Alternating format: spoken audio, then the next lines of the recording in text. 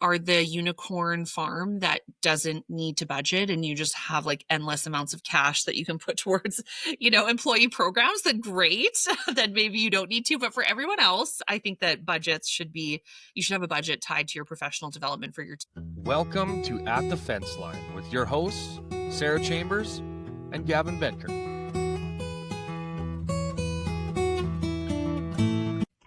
Hello, everyone, and welcome to the At the Fence Line podcast. I am your host, Sarah Chambers, and I'm here with Gavin Bedker. Gavin, how's it going today? Hello. Hey, good. How are you? I'm doing really good. I have a bit of a evil plan for today that I did not tell you about, which is why I'm laughing. Yeah. So a couple episodes ago, I made a pretty specific request to you that you would not make me do math on the spot.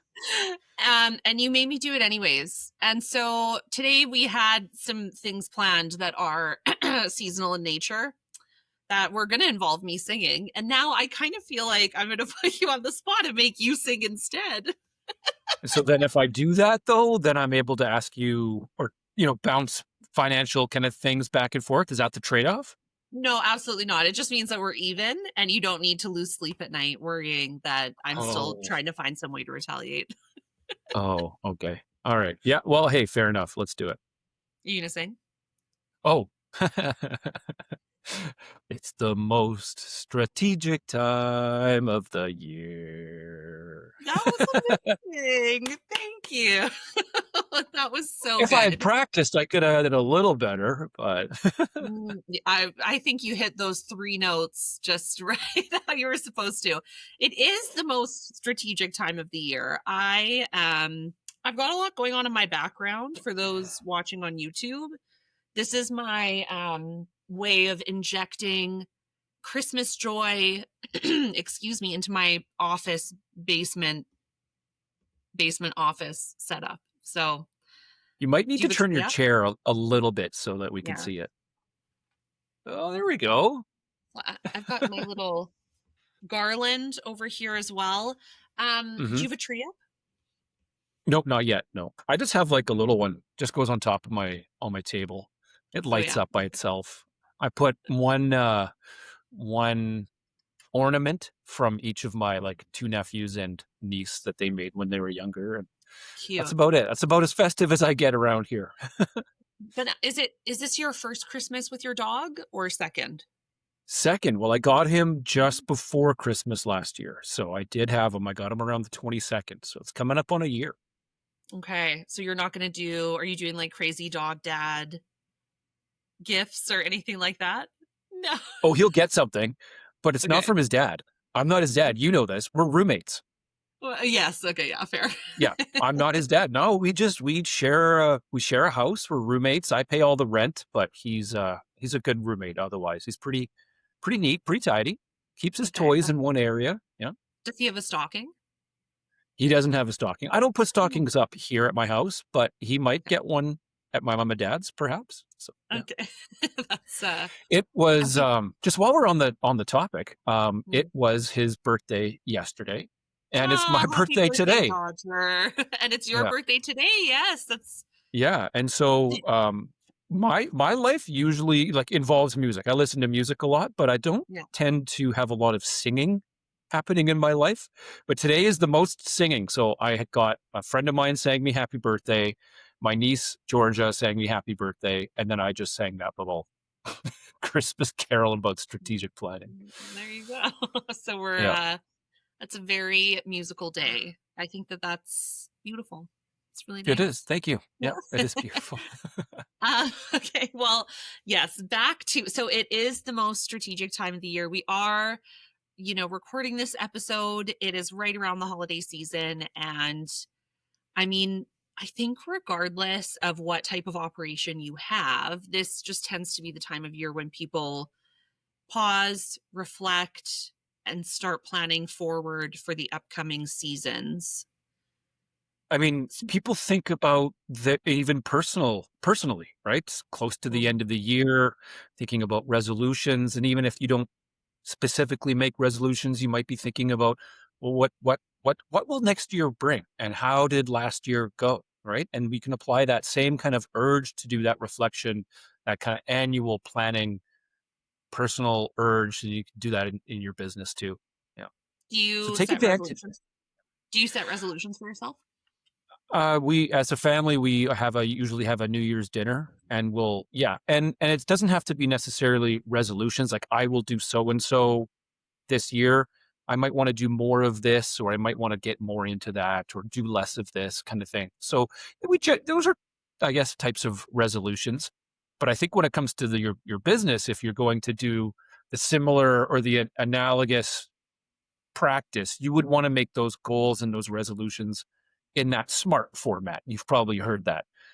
What Mm, is it? Specific, measurable, attainable. realistic, What's the realistic and timely, or have a timeline attached to it? time bound. Yeah. Yeah. Yeah, time bound. Yeah. Yeah, no, absolutely. I don't set I don't set resolutions. I try to do a peek and a pit it most things. Like when it's my wedding anniversary, I'll say to my husband, "Okay, what was the peak in the pit for you of the last year?" Or if it's my birthday, or even at the end of like a holiday, I like to reflect, just sort of informally, lightly. But certainly that's not what we recommend for the farms that we work with this time of year. So I'm sure we've talked about the three key alignments before on this podcast. It is really the pillar. I always say, if there was a brand that you had to get working at Backswath, like, Yellowstone style, if we all had to get branded, before we Oh, were an official Backswath team member, the brand design would be the three key alignments, because it is really our North Star. It's our guiding principle in all of the work that we do at Backswath. And really, it's just to say that you find alignment between strategy, finance, and overall management. So it's always trying to move towards alignment between those three things. It's the idea that if you take your eye off of one of them for too long and focus too heavily on another, you fall out of that alignment, and your business isn't going to move forward in the way that you want it to. So it's thinking about those three core concepts and incorporating them into everything you do. So, if you're setting strategy for your finances, for your financial management, maybe you've got financial goals for the upcoming year, it's still thinking about, how is that going to impact management? How is that going to impact our vision, our mission, those kind of core elements. So, anytime we sort of talk about these concepts, we like to start with just reminding people about the three key alignments. Is that fair to say? I think that's great. That was a really good review. I just want to add that when you're thinking about the vision, it doesn't necessarily stop at just your vision statement, and that would be kind of like your long-term vision, right, for the farm. It Mhm, encapsulates medium and short-term goals and planning, which then you can tie to that resolution type, year-end type thinking activity. All right. mhm. So we do have a long-term vision of this. How did last year go in relation to that? And what are we going to try to do this year to achieve that long-term vision? Yep. I think that's great. So for today, we want to spend a little bit of time talking about what things are maybe top of mind, what things we would recommend being top of mind for this time of year, areas that you might want to focus on, more specifically than just to say, well, you should be doing financial planning. It's like, okay, I think everybody knows that. So, what does that look like a little bit more specifically? So we're going to spend some time kind of chatting about that today, and see where we get to. Fair? Yes. And so before we get started, I just want to make a quick comment about how you might approach this type of uh, year end, year ahead planning. And I think a good way to start is by thinking of the big picture, the longer term initiatives and planning that you have in place, and then boil that down a little bit for the year coming up and the reflection of a year, perhaps in as that you've just finished. So, um, with that, Sarah, would you like to start with some tips or approaches for HR? Yeah, and so I mean, something that we don't maybe mention too often, but Gavin and I both are regular contributors to the Western Producer, and so part of why I thought this was a good topic is because I just wrote an article on training and development being something that I think that business leaders, managers can be focusing on this time of year. It's really good time for it. So I want to talk a little bit about that and how it fits into the regular cadence of management, to-dos or yeah, to-dos is a fair word for, what I sort of work with throughout the year. And so this time of year is generally when people are doing performance reviews. So all of the farms that I work with, I recommend that performance reviews take place twice a year. So you've got an informal review that's happening in between seeding and harvest generally. And that one is just to go over how things have gone after the first busy season of the year.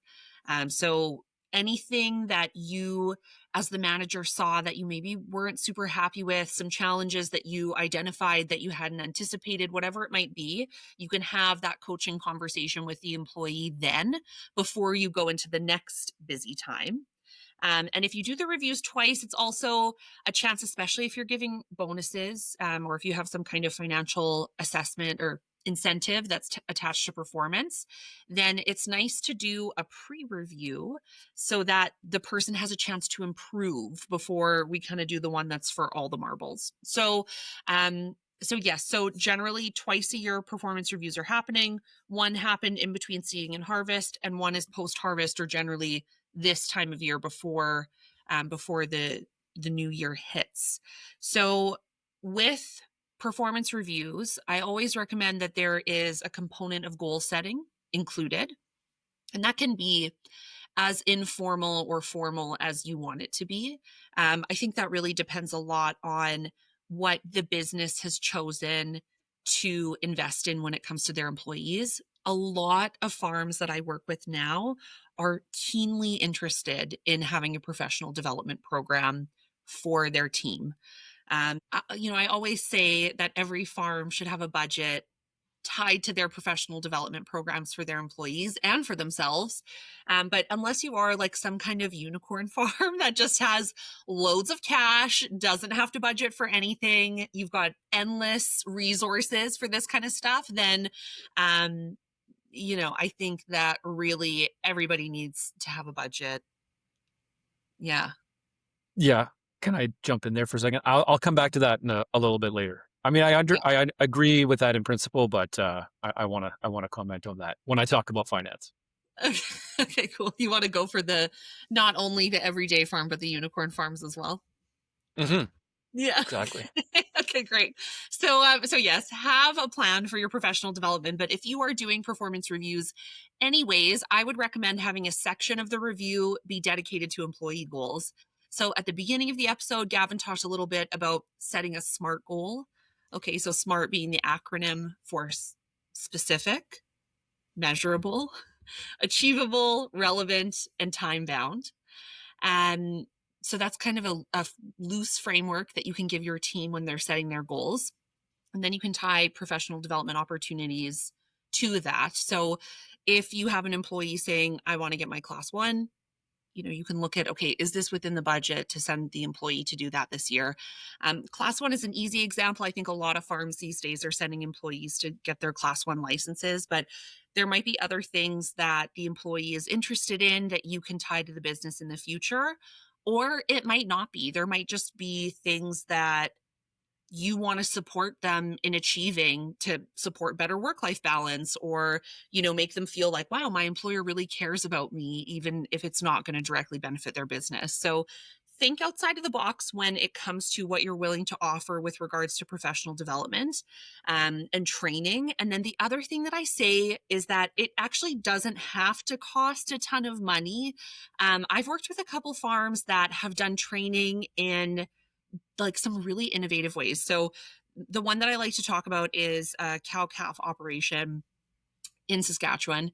And every winter they're calving, obviously. And so before calving time hits, they host a training session where they get all of their employees, they come into their house, they invite everybody to come inside, they order a bunch of pizzas, and they do a PowerPoint presentation that they refresh themselves every year. And they're teaching about, what constitutes an emergency situation. When should you be phoning the farmer to wake him up in the middle of the night if you're doing a check and, something's kind of freaking you out. And just general like health and care best practices for that time of year. They've got a pretty solid core base of employees that they're moving with year over year, but they also do utilize some temporary foreign workers. So that training is refreshing for the people that they have year over year, and then also just giving a really good baseline for anybody new that's just joined their team. Now, that is something that is costing them a couple of pizzas, of course, their time and their team's time as well, not to be ignored, but for the most part, pretty low cost and good training. I mean, you're making sure that your employees have the skills that they need to get you through a busy time of year. And then it's also saying to the employee, hey, I really want to set you up for success. This is what I'm willing to do to make that happen. So that's kind of another way you can approach training for your team this time of year when you maybe have a little bit more space to do it. And then the other thing that, the other example I like to give is it is trade show season across the prairies. There is, it feels like a trade show every other week that's going on, or some kind of conference, things like that. Send your employees to that. Send them for a day, send them for a half day, depending on what it is. There's, you need to decide if you want to require it or give it as an option. If you require it, of course, you should be, sending them with a work vehicle, making sure they've got gas in the tank to kind of go, like making it zero cost for them if it's something that you're going to require. But if you're going to make it optional and say like, hey, who wants to go to ag days? Whoever puts their hand up, don't just send them with some to-dos. So, just say, hey, today I want you to think about when you're walking around, what's something that you learned that you think we can apply back to the farm? What's an innovation that you had never seen before that you saw today? What was something that made you feel really inspired that you want to grow and learn and understand better for yourself? Just like send them with some to-dos so that it really becomes a professional development opportunity and not just, a free day off the farm looking at combines and tractors. So there's lots of different things that you can do when it comes to professional development, but now is really the time to be doing it. It's too hard for the people listening that grow crops. When it's go time, it's go time. There's not a ton of space to do things that drag people away from those key activities. Of course, in that time of year, you're probably looking more at training people on certain types of equipment, growing their skills in that way. And I recommend training plans for all of that as well, but that probably could be its own episode. So I would say, yeah. So in terms of the things that, I think people should be thinking about with their people management, training and development, top of mind for this time of year. Performance reviews, really, really, really top of mind for this time of year, excuse me. And then the last one is recruitment, which is such like oh man, I don't know. You're either pulling your hair out over recruitment or you're not. I hope that you're not. But recruitment is one of those things that if you can get ahead of it, you should be. Don't wait until a couple weeks before seeding to try and find some seasonal staff.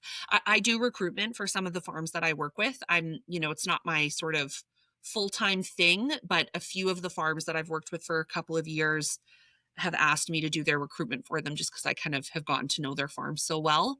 There's lots of people out there that can help you with recruitment, but definitely don't wait until you need the employee to start thinking about it. There's lots of different ways. I mean, this right now, I'm getting really good candidates off of Indeed. I know that's not always the most popular platform that farmers like to use, but for permanent full-time, like I like to go with more of those investment platforms where, you're really able to describe your farm in a lot of detail, put your best foot forward, give the candidate a chance to kind of pick you as much as you're going to pick them.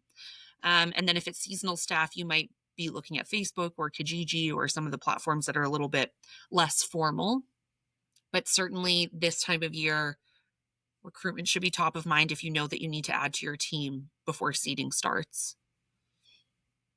And if someone had a long-term approach related back to their three key alignments, they would know, right, in advance what they need next year.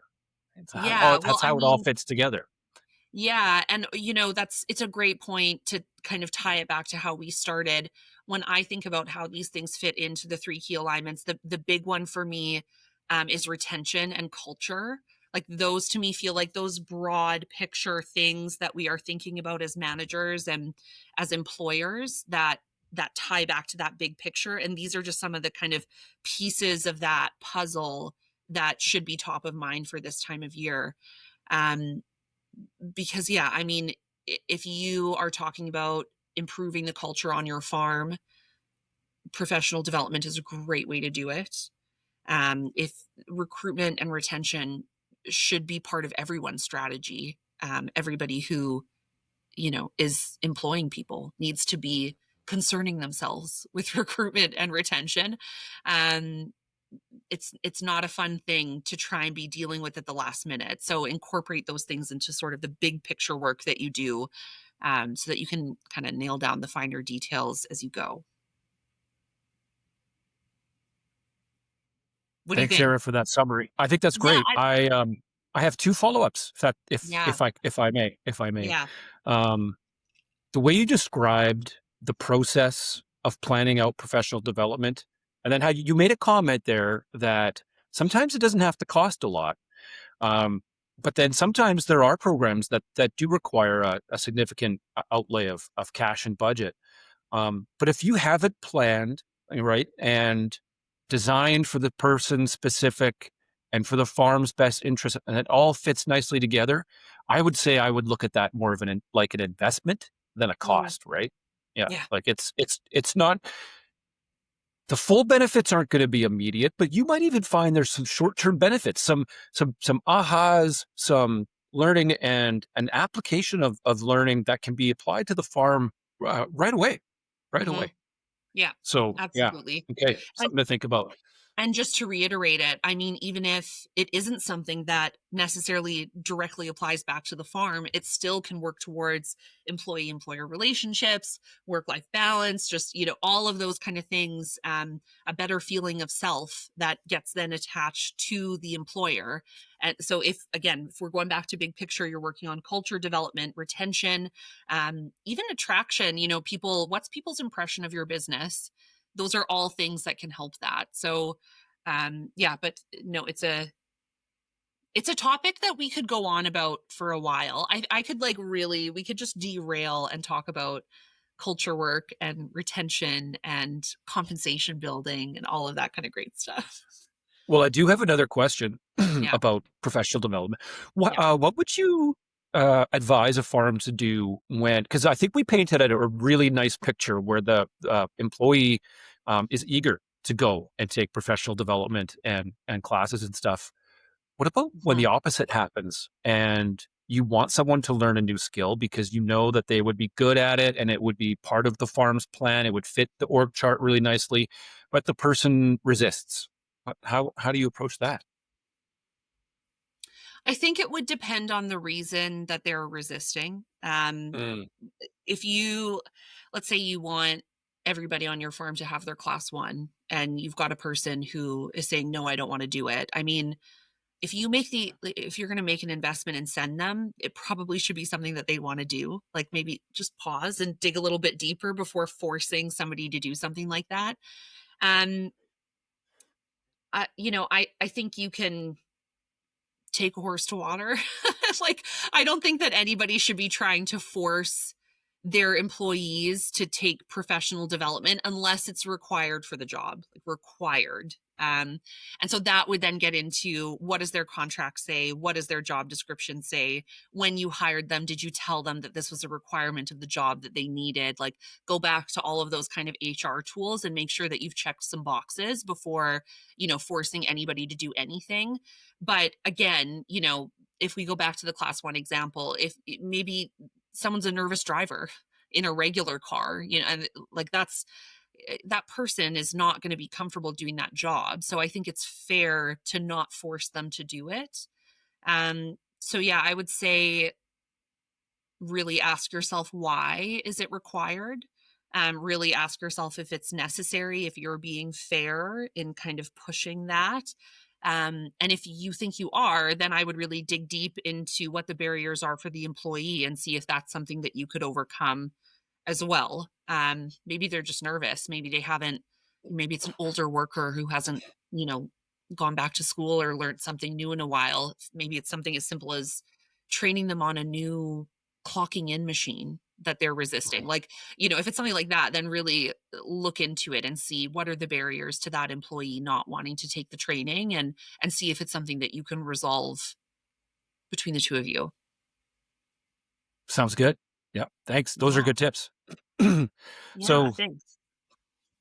I'm going to segue into the finance now, if that's Yeah. okay, but I'm going to do that with the comment that I wanted to make early. So you Yeah. had talked about having a budget for professional development, which, yes, of course, should be in your overall budget cash flow plans, anyways, that you should already have, right? But if you are a farm that's quite liquid, doing well, profitable, and professional development line item isn't as big of an impact, or it's a smaller percentage of your expenses, then that's a good position to be.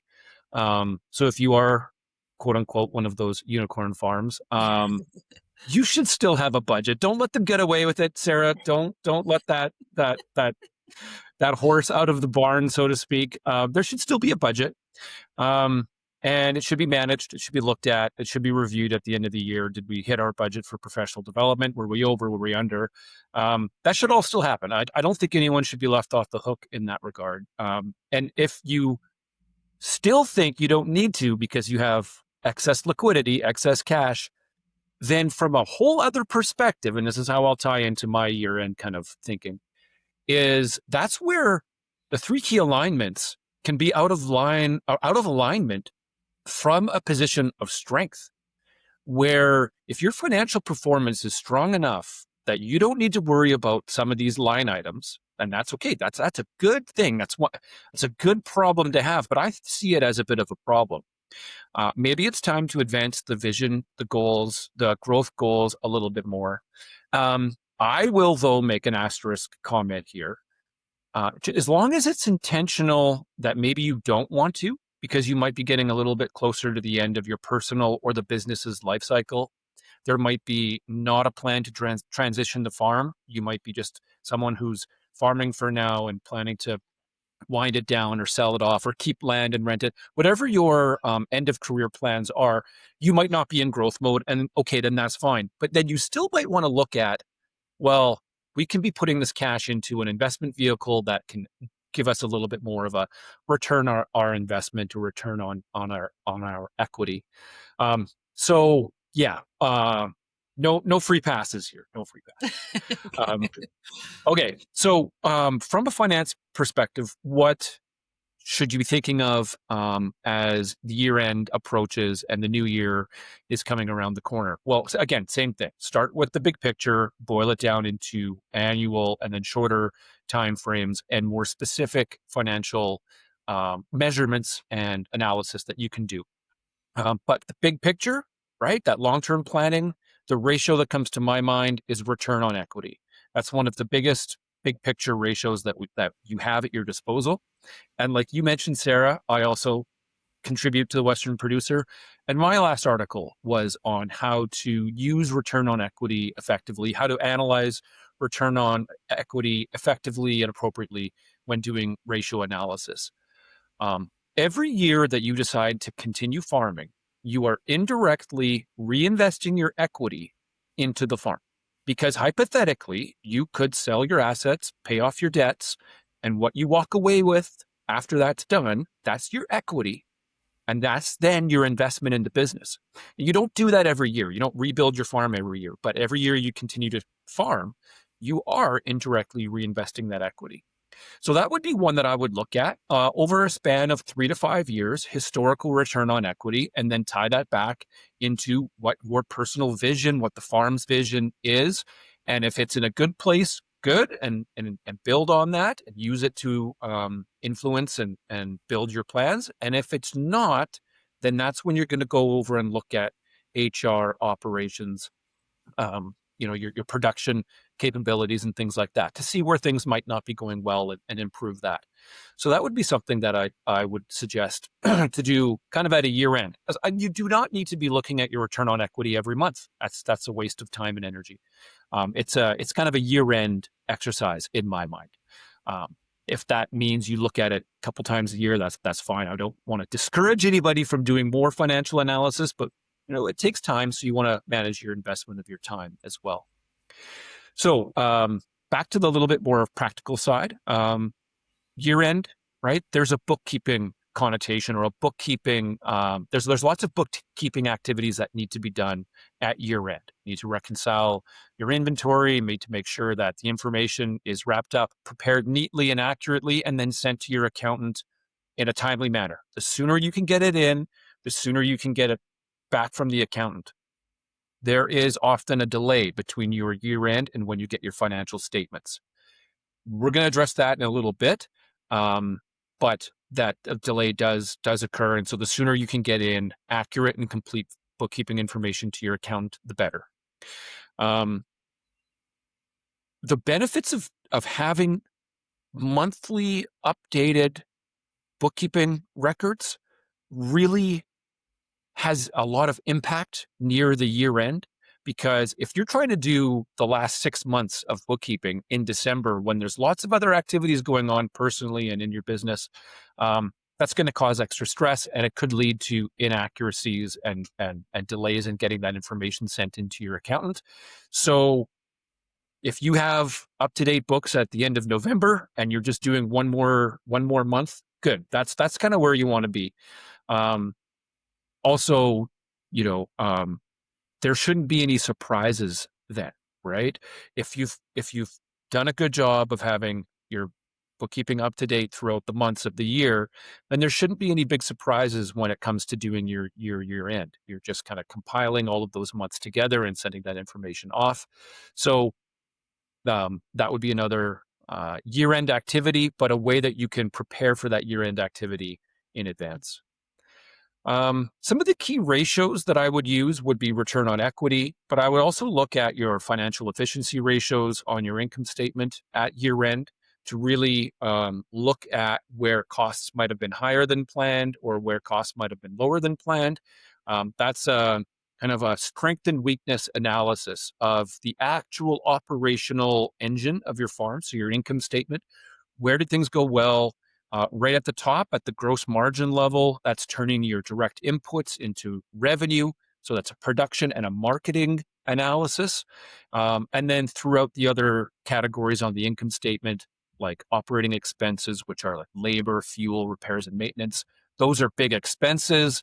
And they also, in my experience, can be ones where there's quite a bit of variability between what you planned and then what actually happened. There are unforeseen events. There are weather impacts that, HR impacts that, and that's where things can be a little bit out of your control where you want to analyze so you know where you're at and where maybe you can make some slight adjustments for your planning for the next year. When it comes down into the fixed expenses, the biggest ones in here are usually depreciation, land rent, and perhaps interest on long-term debt. That's where your income statement is quite tied to your balance sheet. How are you capitalized? Should we try to convert that rented land into owned land, or should we perhaps look at renting more land? Is our machinery costing us too much in depreciation? Should we hold off on replacements this year? Or perhaps one thing to notice would be, our depreciation is pretty low. Oh, that means that we haven't invested in upgrades in a while. Maybe this is the year to do that. And then the interest on long-term debt leads to kind of your lending and your financial leverage package that you have on your farm, and whether that's, again, too high. So perhaps we're not going to take out any new loans or try to grow too much this year. We're going to let that sit for a little while, try to get on top of that through good production and good expense management. And if it's kind of starting to get a little bit low for the size of the farm, and then maybe there's an opportunity to leverage a little bit more and take advantage of that good, strong position. The last one I want to mention, year-end activity, is cash flow. And this is another one where if you have already a good cash flow that you used last year, it's not a big, daunting exercise to do it again next year. Now, if you are not used to, or you're not, regularly planning and monitoring your cash flow, you've managed to get by without it, that's okay. So the first time you do it, it will be an exercise. It was going to take you an investment of time and energy to do it. But the next year that rolls around and you have one, and if the farm doesn't change drastically, what you're doing is using the same format, the same numbers, and making adjustments, right? What's the different crop rotation this year? What's our different plan for, feeding the cattle? Or we're going to add a little bit of size to our herd. Now we're just talking adjustments and not this big exercise that needs to be done. Even further to that, an even better position to be in would be if you had an 18-month rolling cash flow. What that means is that you're always looking 18 months in advance. So let's say hypothetically you're in September and September ends, you can have a 12-month rolling cash flow. Let's use 12 months because it's easier for me to think about the months in my head. So a 12-month rolling cash flow would mean now you're into October, you've got your cash flow all the way through to next October. So you're updating it every month. Maybe you update it every quarter, whatever the case may be. If you do that at the year end, you're just planning that next month, next December. You'll already have it more than 90% done. So those are the activities that I would look at from a year-end kind of planning picture from a financial perspective. Do you have any questions for me Well, on you that, Sarah? you sort of referenced earlier that there can be a bit of a delay in between, when you submit everything to your accountant and when you're waiting to get all of that back. So is there anything else specifically that you recommend people do with that time that can, help get them ahead? Well, I wouldn't recommend get. What can you do with that time if you are relying on your accountant to kind of finish your year end and provide you with statements? And if that's the basis of the information that you use for capital asset management, kind of decision making, growth management decision making, if that's the information you're using to try to tie it back into your 3 key alignments, or however you do that alignment balancing, then you're at a disadvantage.